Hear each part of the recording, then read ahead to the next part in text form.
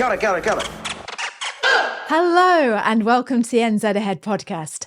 I'm Liz and today I'm going to be talking to a lady called Prudence. Prudence is from Accent Health New Zealand, and if you've never heard of her before and you are a healthcare worker, then you are in for a big treat. So just a little background about Prudence. She has a business that helps people get jobs as healthcare workers in New Zealand. And not just that, she's got the warmest and friendliest and just loveliest approach to helping healthcare workers come over to this country and get a job.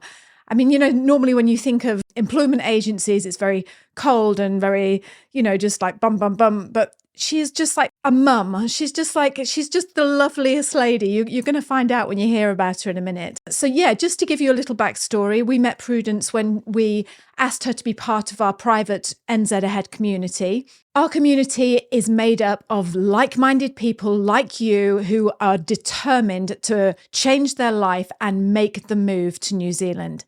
And as we all know, it's not a straightforward thing moving to the other side of the world. And it's certainly not a straightforward thing when you're trying to find a job. So to have Prudence within our community, she's there on the Slack group. She is there to answer questions to all healthcare workers. In fact, she answers questions for anyone. And yeah, she's just a valuable source of information. And so, yeah, when you hear her speak about, the Slack group, that's what she's referring to. She's referring to our private NZ Ahead community. So I think you are going to get a ton of value from this. If this doesn't convince all healthcare workers out there to put their faith in Prudence finding you a job, then I don't know what will. And remember as well, if you haven't yet taken our free 5-day video guide about life in New Zealand, then you can sign up for free and do that. And on day 5, you will be given details of our private membership group that me and Prudence are talking about. So take the free 5-day video guide. It's absolutely free. You get a video every day sent to you about some aspect of life in New Zealand. You'll love it. And like I say, get to day 5 and you'll be given all details of how you can join Prudence and me and Brian and all these other adventurers that are making their dream of moving to New Zealand a reality. You can come and join us. So to get to those videos, go to www.nzahead.com/free. So that's www.nzahead.com/free. And you too can find out all about life in New Zealand. So let's jump on in and chat to Prudence. Got it. Welcome to the NZ Ahead podcast. Everything you need to know about moving to and living in New Zealand. There's a whole world here. So nice to be with you again. We call it Aotearoa around here, bro. You'll be right. We are your hosts, Liz and Brian. Amazing New Zealand in the southern seas. See, that's where I belong. That's home. Good morning, Prudence. Welcome to the podcast. Good morning, Liz. How are you? Good. I'm absolutely brilliant. We were just saying before we started recording, I'm happy because the weather's nice. It's the middle of winter and the sun is shining. It doesn't get much better than that. Absolutely. It's the same. So we're in the South Island and it's chilly in the morning, but it's beautiful, bright, clear days. Yes. Yeah, that's what we like, isn't it? So Prudence, I just want to jump in. I've got so many wonderful things to say about your company, but I want you to say who you are and what your company is and what services you offer to healthcare workers moving to New Zealand. I'm an ex-nurse. I haven't nursed for 25 years. So I've been recruiting for 25 years now.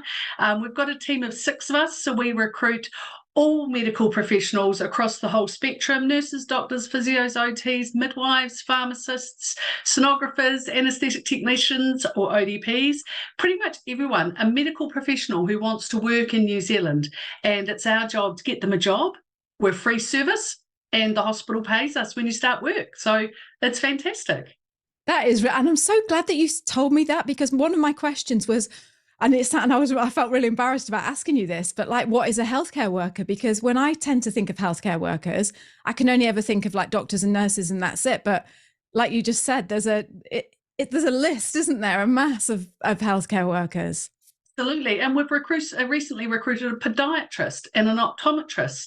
So, depending on the availability of jobs, of which at the moment there are plenty, there's a lot of funding going in post-COVID. We've got a lot of jobs available, which is amazing. So you're in a really good position if you want to think about coming to New Zealand now. Absolutely. Right. So I'm just going to play a little game. So pretend that I'm living in England and I'm a nurse and I want to move to New Zealand. What do I do? Where do I start? And just tell me about the whole process of what you would do for me. Perfect. Okay, Liz, first of all, we'll have a Zoom. I'll get a copy of your CV to review, and as long as you've had at least 12 months experience, we can start the process. I'll review your CV. I'll make sure your CV has all the information that we need in the correct format with the correct information and in a correct chronological order. So we get your CV, we check references, and we copy your ID documents.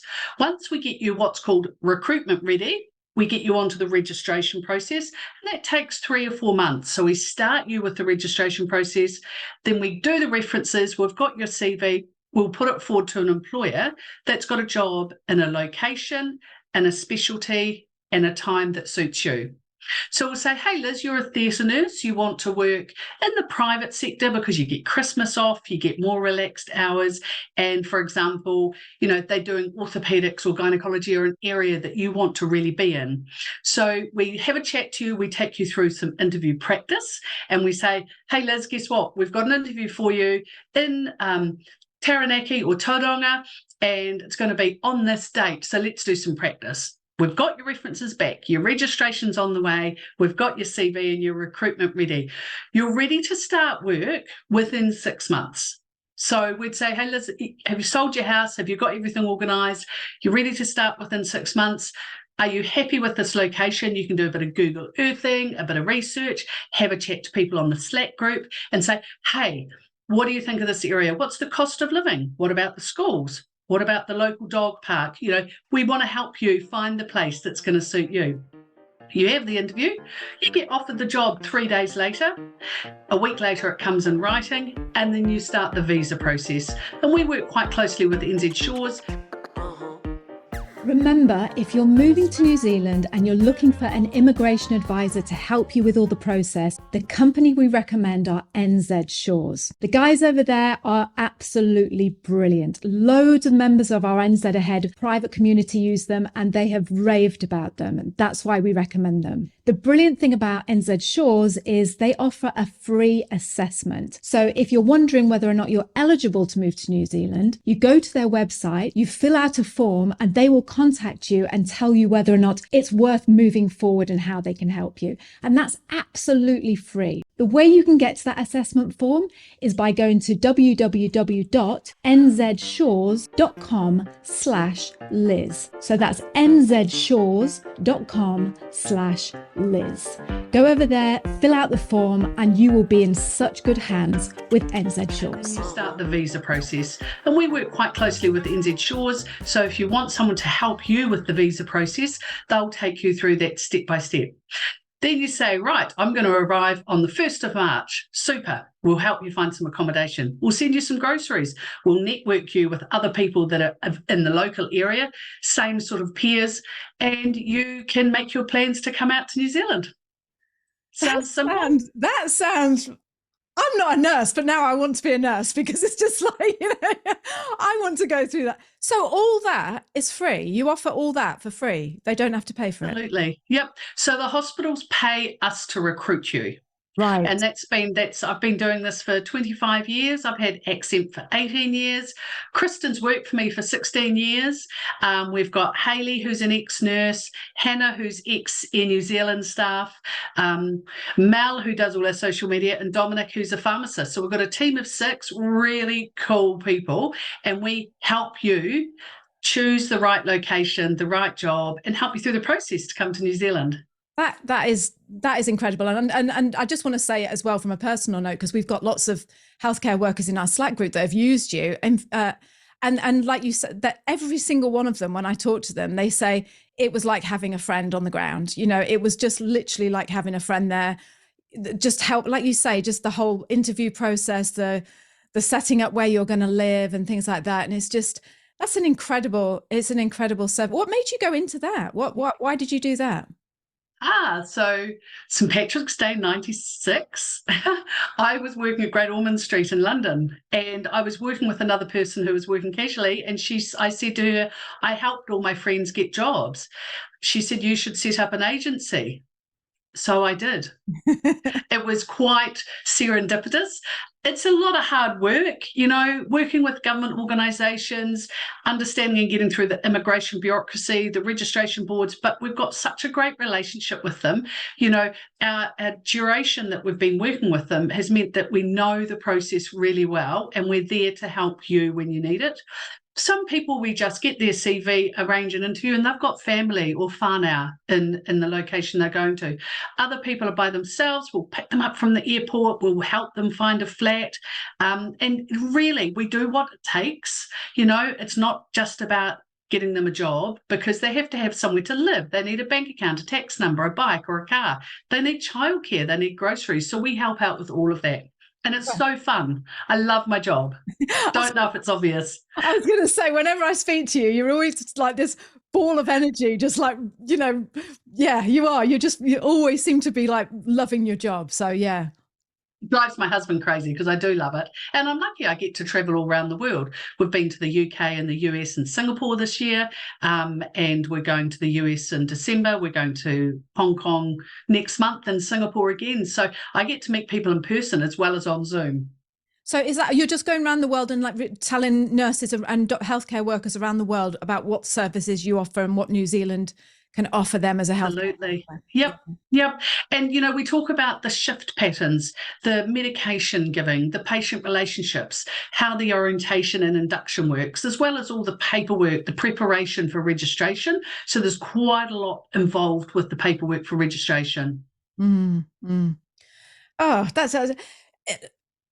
Is there anything, how do I say it? So in New Zealand, like the hospitals and the people who are recruiting, would they tend to favour people more who have used an agency? Like if I say, go back to me being the nurse in England, and I don't use you, and I just write to them and go, oh, hi, have you got a job? Would they favour me more if I'm working for a recruitment agency than if I'm just turning up? A really good question. Some hospitals have to be mindful of their recruitment budget, but because I own Accent, I can be flexible on that recruitment fee. We're contracted to these hospitals. We have a preferred supply agreement, so we have to do certain things. But honestly, the hospitals love candidates that come through us because they're prepared, they're reference checked, they're registered, they're ready, they're supported through the whole process.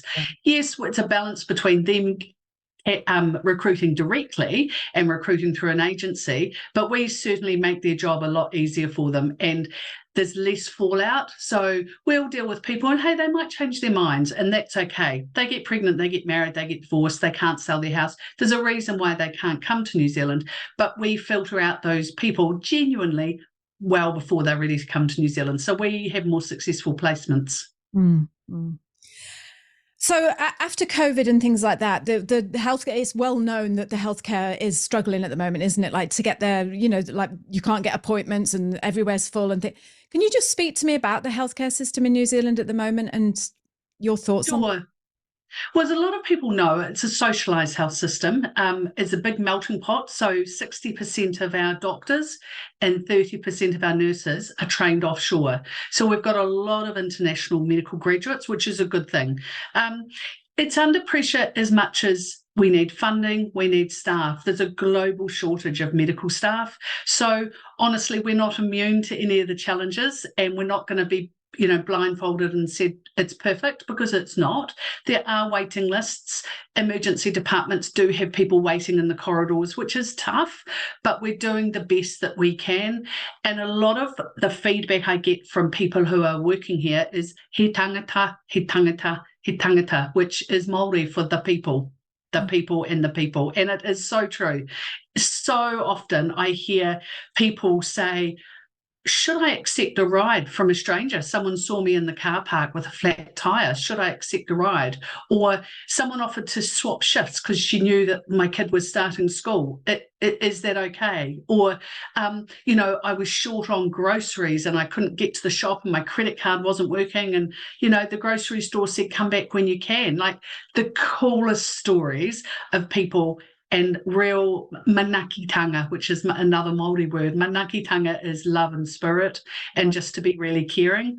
So back to your question, the hospital system, it is challenged and we don't have enough staff. Sometimes we're short on equipment and beds, but it's a reflection of what's happening around the world globally. Manakitanga, I love that. That's lovely. What does it mean? Beautiful. Isn't it? Manakitanga is the love and the spirit and the culture. Right. So if someone, if my son, who's 13, did something really amazing, I would say, paki paki, well done, ka pai. It's awesome, manakitanga. And you can see his face light up. It's a beautiful thing. Manakitanga is and it actually sort of envelopes what the Māori culture is about, which is caring for the whānau or the family. Oh, I love that. So going back to moving to New Zealand, and what are the wages like? Because this is the other thing that we hear a lot of is like Australia, New Zealand. Oh, go to Australia, it's a lot more. Is it true that the wages are more in Australia? And what would you say? Yeah, okay, the wages might be more, but New Zealand offers this. What would you say? We don't have snakes. Yeah, we don't have spiders. We don't have huge extreme temperatures of very, very hot. So there are three really cool things that New Zealand doesn't have: snakes and spiders. Well, we do have them, but they're not venomous. And we don't have to worry too much. The Australian culture is very similar to the New Zealand culture. It's quite different in the different states, and the wages are slightly higher, but not extremely higher. Comparatively speaking, the cost of living is slightly higher, and you're likely to have to work in what's called an area of need in Australia, which is where they really, really need people. And you wouldn't get a job, for example, in Sydney, Melbourne, Brisbane. It would be out in Wollongong, potentially, depending on your skills and experience, of course. New Zealand salaries are still very competitive. You're looking at about £45,000 for a general staff nurse, which is about $90,000. Plus, the great thing is you're getting offered flights, accommodation, rental car and shipping from almost all employers. So currently, New Zealand is offering a really good relocation package called through Health New Zealand. And so they offer flights for you and your family, a stopover, for goodness sake, and pick up accommodation. And obviously we help coordinate a lot of this. That's fantastic. It's great. Yeah. It's really New Zealand has really picked up their game as far as being competitive in the worldwide sort of market for shortage and, trying to attract medical staff. Yeah. Going back to your location thing that you were saying, because you were saying about you wouldn't be working in Brisbane and Sydney.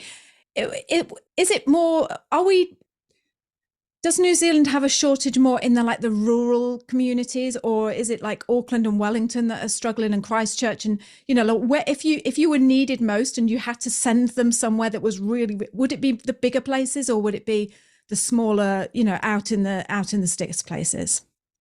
It would depend entirely on your specialisation. If you're a specialised doctor, there might only be an opportunity in a smaller rural area. If you're a general theatre nurse, you can work in any hospital in all of New Zealand. So more generalists can work anywhere. Specialists will be a little bit limited. So because of the patient or the population size of New Zealand, you're very likely to have to cover respiratory and dermatology and cardiology and orthopedics, potentially in the same ward. So we like generalists. If you're very specialised, for example, if you're a paediatric physiotherapist, so you only do kids physio, then you're likely to be working in one of the larger hospitals that has that specialisation.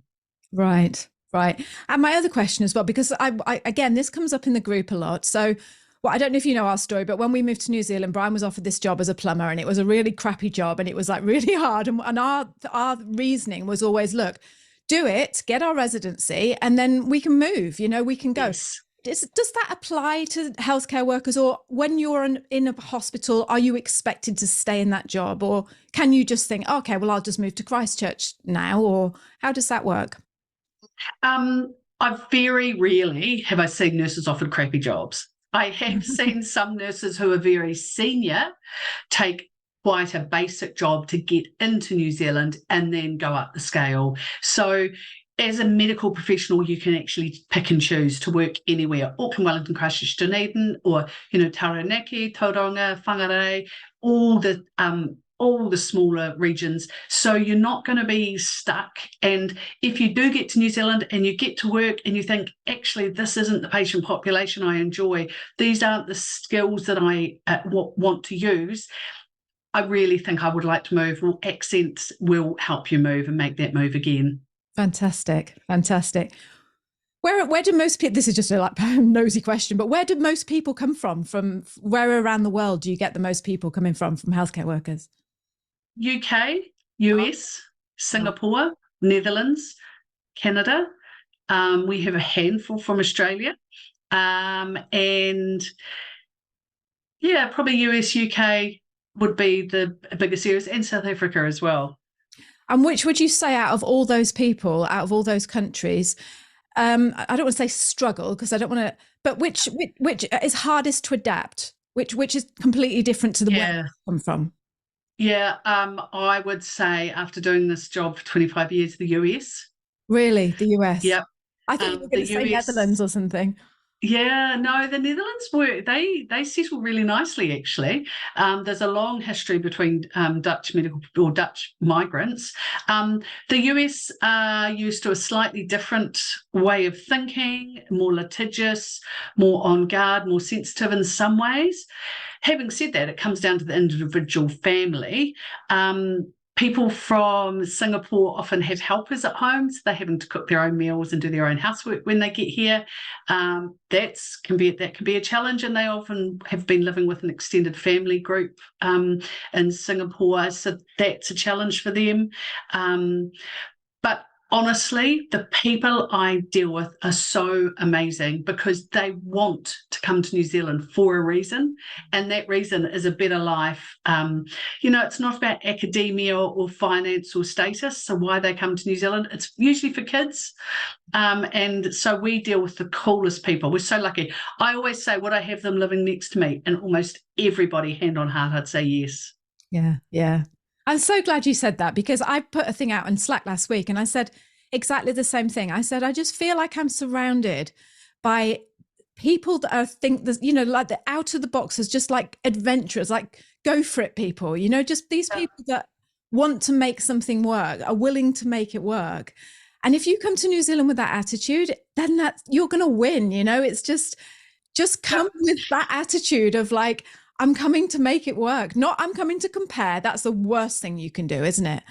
Oh, absolutely. Yeah. Never compare. And I'm embarrassed. And I don't think I've said this out loud, but all the candidates that we recruit, all our clients, make me look bad because they say, oh, this weekend I did Tongariro, and next weekend I'm going to Waiheke, and then next weekend I'm running a marathon here, and then I'm going to a cooking class there, and I'm going to a marae.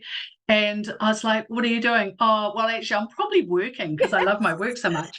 And I do love my travel. So I do travel. But, the people that we get to come to New Zealand just make the most of it. Yeah. And they make me look bad. I've never thought about it like that. But they go, oh, where would you go if you went to Piha? Where would you go? And I'm like, I haven't been there. Well, actually, I have just the first time last year. But before that, so it's always quite fun and games. Do you know what, Prudence? Me and Brian went for a walk last night. It's so funny you should say this because we were having the exact same conversation. I was like to Brian, we've travelled all around the world. We moved to New Zealand, and I'm so embarrassed to say this out loud.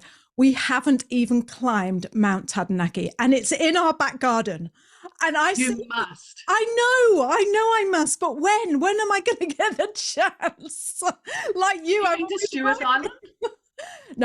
No, neither have I. I know. They do put you to shame. It's embarrassing, isn't it? I know. And they go, oh, we did this weekend. You should do it. And I'm like, yeah, I probably should. But I've got 3 kids and a busy job and a lot of international travel. So I get to enjoy that. But it is people who come here. The demographic generally is people who are really cool and really want great things that New Zealand can offer. I think the education system is fabulous. I've gone through both the private and public education and now university. I think that's amazing. I think our primary healthcare system, which, our GPs, I think they're really good. You can get in on the day if you really need to. So they're really considerate. I think, the weather's a bit questionable in some parts of the North Island, but, South Island, we love it, which is great. So we just have to look after our country, yeah. Yeah. I think, like you say, it's one of those things that people say to me all the time, oh, what is it you love about New Zealand? And I don't like using, it's the lifestyle, because what does that mean even? I don't know. But it's just, you know what? I think you've just cracked it when you said the people. I just think it envelopes just different to what we were used to in the UK, just different. I don't want to say simple isn't the word, but it isn't overcomplicated. It doesn't have to be overcomplicated to be happy. It's just, and going back to the schooling thing, again, like, you're saying about primary and secondary, I homeschooled. Guess what? New Zealand was 100% behind me when I wanted to homeschool my kids. And it had the best community ever. It was just welcomed with open arms. I can't say enough about it. And it's just like, if you have got kids and you're coming to New Zealand, then why wouldn't you come to New Zealand? It's just, yeah.